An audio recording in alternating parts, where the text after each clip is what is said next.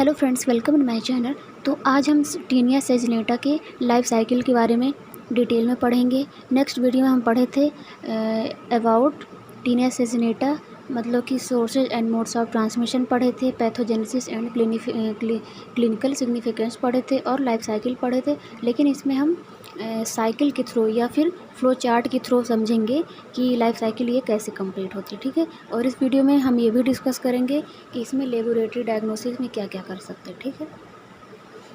तो सबसे पहले हम देखते हैं man get infected by ingestion of improperly cooked meat और beef contaminated with egg containing cysticercus bovis embryo और larva.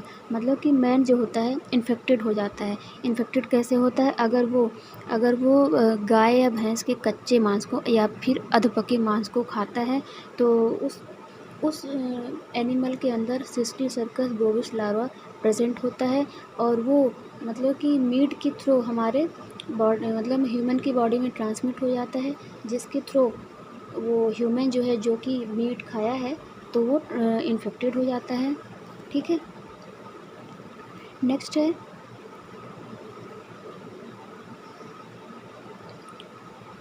This embryo become adult male and female worm in human intestine. और ये मतलब कि जब इसमें लार्वा जो होता है ट्रांसमिट होता है ह्यूमन के अंदर, दिस एम्ब्रियो मतलब कि ये जो एम्ब्रियो है बिकम एडल्ट, मतलब कि वहाँ पे जाके ये जो एग है वो एडल्ट का फॉर्म ले लेता है, जो कि मेल एंड फीमेल दो पार्ट में डिवाइड होते हैं, वर्म इन ह्यूमन इंटेस्टाइन।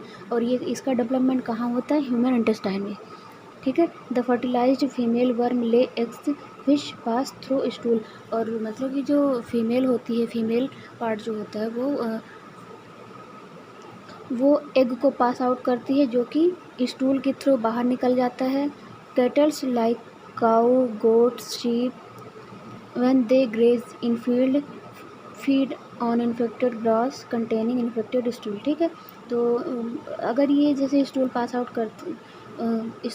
करते हैं पर्सन जो कि इन्फेक्टेड होते हैं, तो हमारे इन्वायरमेंट में या फील्ड में कैटल्स होते हैं, कैटल मतलब पशु होते हैं, कैटल्स लाइक गाय, बकरी, भेड़, है ना। ये जो जब मतलब कि वहाँ पे घास को चरने जाते हैं, मतलब घास को खाने जाते हैं, तो वहाँ पे घास के साथ वो इन्फेक्टेड एग को भी, मतलब कि स्टूल में जो इन्फेक्टेड एग प्रेजेंट है उसको भी वो खा लेते हैं, ठीक है।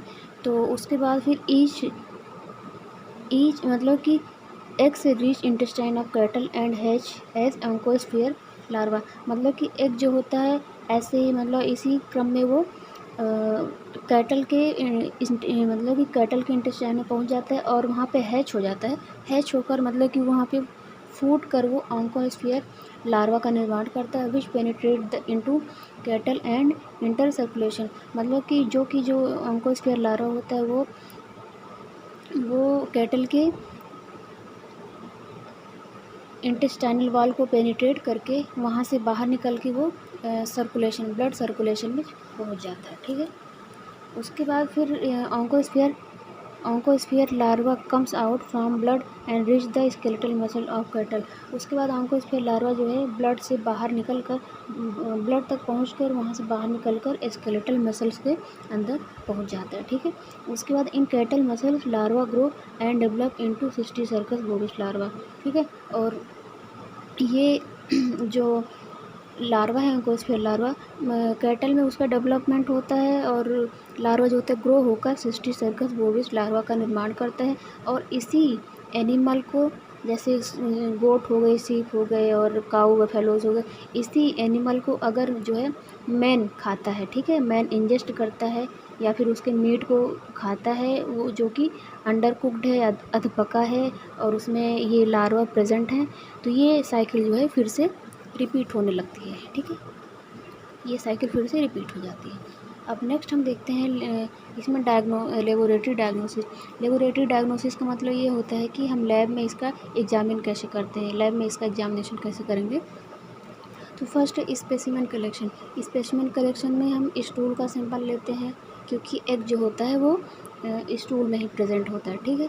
Microscopic examination, the examination of stool of the examination of stool to observe proglottids, है ना। माइक्रो एग्जामिनेशन का यूज़ इसलिए किया जाता है क्योंकि स्टूल में ऑब्जर्व करें कि प्रोग्लॉटिड्स मतलब कि मेल फीमेल वर्म शो हो रहे हैं कि नहीं हो रहे हैं। और माइक्रोस्कोपिक एग्जामिनेशन की proglottids percent can be identified by microscopic examination, मतलब कि उसमें माइक्रोस्कोप में देखने पता चलता है कि उसमें प्रोग्लॉटिड्स मतलब कि स्केरिस वर्म प्रेजेंट है, ठीक है।